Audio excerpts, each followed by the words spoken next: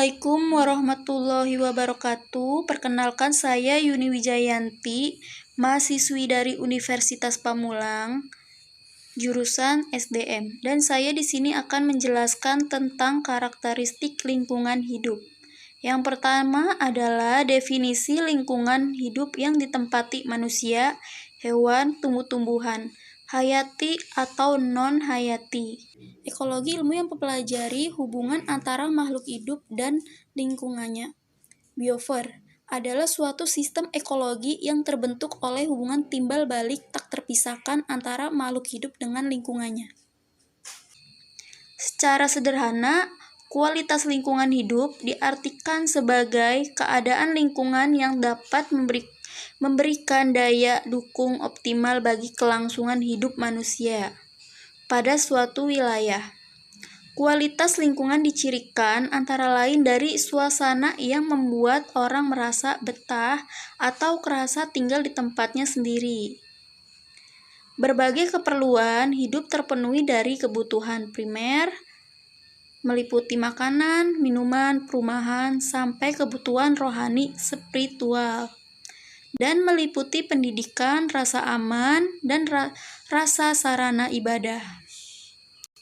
Kualitas lingkungan hidup dapat dibedakan berdasarkan karakteristik biofisik, sosial, ekonomi, dan budaya. Yang pertama adalah lingkungan biosifik. Biosifik adalah lingkungan yang terdiri atas komponen biotik dan abiotik yang berhubungan dan saling mempengaruhi satu dengan lainnya. Adapun komponen abiotik terdiri atas benda-benda mati seperti cahaya matahari, air, udara, tanah. Komponen biotik merupakan makhluk hidup seperti hewan, tumbuh-tumbuhan, dan manusia.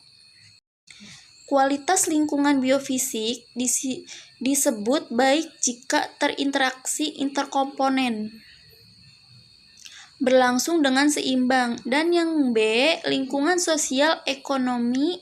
Lingkungan sosial ekonomi adalah lingkungan manusia dalam hubungan dengan sesama untuk memenuhi kebutuhannya, seperti standar kualitas lingkungan sosial ekonomi. Disebut baik jika kehidupan manusia akan kebutuhan sandang, pangan, papan, pendidikan, dan kebutuhan hidup lainnya yang terpenuhi. Dan yang terakhir, lingkungan budaya. Lingkungan budaya yaitu segala kondisi baik berupa materi atau non-materi yang dihasilkan manusia melalui aktivitas dan kreativitasnya. Lingkungan budaya dapat berupa bangunan, peralatan, pakaian, senjata, dan juga termasuk non-materi seperti tata nilai, norma, adat istiadat, kesenian, dan sistem politik. Standar kualitas lingkungan budaya dinyatakan baik jika di lingkungan tersebut dapat memberikan rasa aman dan sejahtera bagi semua anggota masyarakatnya dalam menjalankan dan mengembangkan sistem kebudayaannya. Hal lain yang tidak kalah penting untuk diketahui di dalamnya yaitu dukungan lingkungan carrying capacity. Daya dukung lingkungan adalah ukuran kemampuan suatu lingkungan mendukung sejumlah kumpulan atau populasi jenis makhluk hidup tertentu dapat hidup dalam suatu lingkungan tertentu, seperti sebidang tanah, lahan, wilayah tertentu, ekosistem tertentu, lahan pertanian, sawah, perkebunan, hutan, rawa, sungai, danau, pantai, desa, dan kota. Adapun sejumlah individu atau kelompok tertentu dapat berupa tumbuh-tumbuhan, binatang, ataupun manusia. Lingkungan yang ada di sekitar manusia sangatlah beragam, begitu pula dengan daya dukung lingkungannya. Seperti daya dukung lingkungan tidak mutlak, tetapi berkembang sesuai faktor atau sumber daya yang mempengaruhinya. Faktor geografi dan sosial budaya. Adapun yang dimaksud dengan faktor-faktor geografi, sosial budaya di antara lainnya sebagai berikut.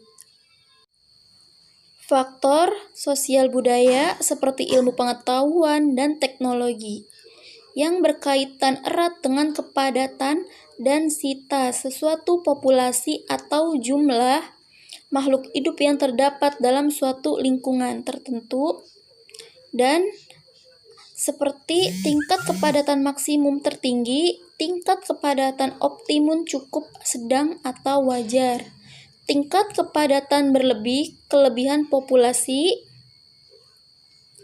dan dapat dikatakan juga bahwa lingkungan telah sampai kepada batasan, sehingga pada saat ini yang bersamanya akan terjadi masalah lingkungan atau ketimpang ekologi. Adapun definisi lingkungan hidup menurut para ahli diantaranya sebagai berikut. Yang pertama adalah Bintarto. Segala sesuatu yang ada di sekitar kita, baik berupa benda ataupun non-benda, yang dapat dipengaruhi dan dipengaruhi sikap dan tindakan kita. Yang kedua adalah Otto Suemarwoto.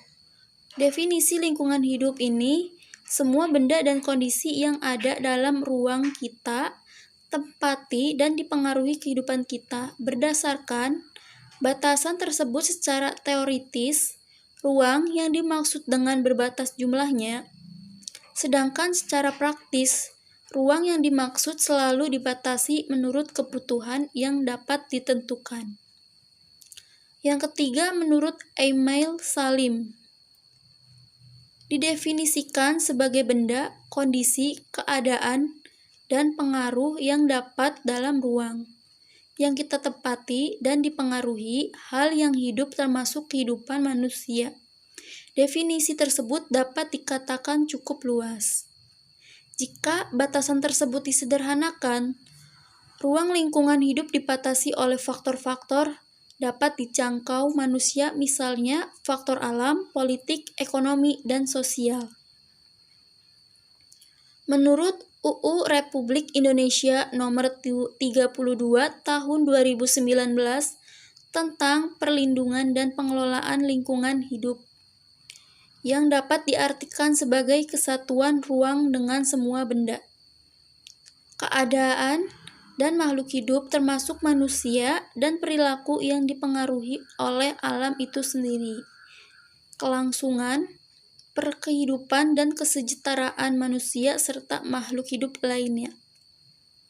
UU Nomor 23 Tahun 1997 tentang pengelolaan lingkungan hidup, yaitu kesatuan ruang dengan semua benda, daya, keadaan, dan makhluk hidup. Kamus Ekologi, istilah lingkungan hidup dikenal juga dengan environment, merupakan keseluruhan yang saling berkaitan antara makhluk hidup dan non-hidup yang berada di secara alamiah di bumi ataupun di sebagian daerah. Dan yang terakhir adalah arti pentingnya karakteristik lingkungan hidup, yaitu mencakup jumlah manusia sampai saat ini terus bertambah dan berkembang. Adapun permukiman bumi yang merupakan ekosistem kehidupan manusia luasnya tetap. Hal ini akan mengakibatkan terjadinya benturan antara pertumbuhan jumlah manusia dan didukung lingkungan. Pada akhirnya menimbulkan masalah lingkungan atau ketimpangan ekologi. Manusia dengan kemampuan ilmu, pengetahuan, dan teknologi dapat meningkatkan daya dukung lingkungannya, seperti melalui penerapan teknologi dalam bidang pertanian, peternakan, dan permukiman. Manusia dapat mengembangkan serta meningkatkan daya dukung lingkungan sehingga mampu memakmurkan kehidupannya penduduknya. Sebagai contoh, yaitu dengan diterapkannya program intensifikasi pertanian oleh pemerintah, maka 1 hektar sawah yang sebelumnya hanya mampu menghasilkan 1 ton gabah padi dapat menjadi 2 atau 3 ton gabah padi. Akibatnya dari kemajuan ilmu pengetahuan dan teknologi manusia pun dapat menurunkan daya dukung lingkungan bahkan dalam waktu singkat sampai kepada batas kemampuannya. Sumber daya lingkungan yang seharusnya berperan menopang kehidupan manusia atau makhluk hidup lainnya tidak lagi mampu mendukung kelangsungan kehidupannya. Maka yang terjadi adalah sebuah bencana baik alam maupun kemanusiaannya. Dalam ekologi, manusia dikenal sebagai makhluk paling dominan, yaitu main ecological dominance. Artinya, manusia sangat mampu memanfaatkan lingkungan bagi kesejahteraan hidupnya. Oleh karena itu, kemampuan akalnya saat ini manusia sangat berperan dalam menentukan alam dibandingkan makhluk lainnya. Alam atau lingkungan hidup akan lestari, serasi, atau hancur semata-mata tergantung pada kemauan manusia itu tersebut. Sekian dari presentasi saya. Terima kasih. Wassalamualaikum warahmatullahi wabarakatuh.